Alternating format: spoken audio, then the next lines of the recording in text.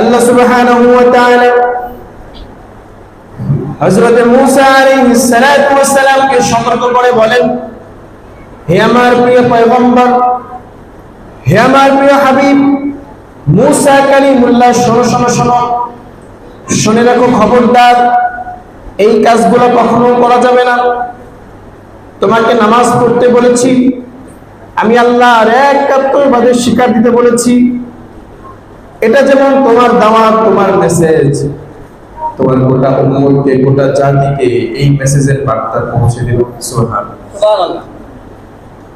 গোটা জাতি, গোটা সমাজ এই দাওয়াতকে মানতে হবে। শুধুমাত্র তোমারই মানতে হবে না, পৃথিবীতে আল্লাহ রাব্বুল আলামিন যতগুলো পয়গম্বর পাঠিয়েছেন সকলের দাওয়াত, মিশন, ভিশন এই ছিল, এবং তোমারও দাওয়াত এটাই। তোমার গোটা জাতির জন্য এটাকে একটা বার্তাবাহক হিসেবে আল্লাহ তাআলা পাঠিয়ে দিলাম। এই বিষয়ে আদেশ দেওয়ার পর আমি একটা বিষয় তোমাকে নিষেধ করছি, সেই বিষয়টা হলো আল্লাহ বলেন, ফালা ইয়াসুদ্দান্নাকা আনহা মান লা ইউমিনু বিহা ওয়াত্তাবা হাওয়াহু ফাতারদা। আল্লাহ তাআলা মূসা আলাইহিস সালামকে জানিয়ে দেন, ফালা ইয়াসুদ্দান্নাকা আনহা মান লা ইউমিনু বিহা, খবরদার অসতর্কতা অবস্থায়, অসাবধানতা অবস্থায় কখনোই তোমরা অবিশ্বাসীদের সাথে, অবিশ্বাসীদের কথাকে বিশ্বাস করবে না, অবিশ্বাসীদের সাথে চলবে না।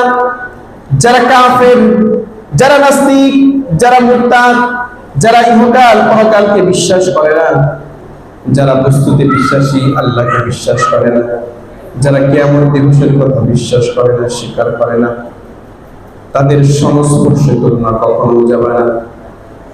এটা হচ্ছে এক শ্রেণীর মানুষ।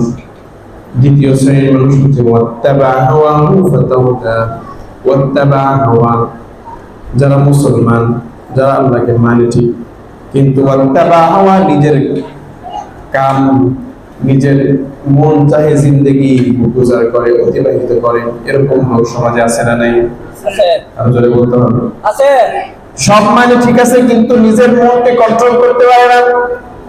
সব মানে ঠিক আছে, কিন্তু নিজেকে সবকিছু ইসলামের জন্য সাপোর্ট করতে পারে না। নিজের মন মতো, খেয়াল মতো, খেল তামাশা মতো জীবনকে অতিবাহিত করে।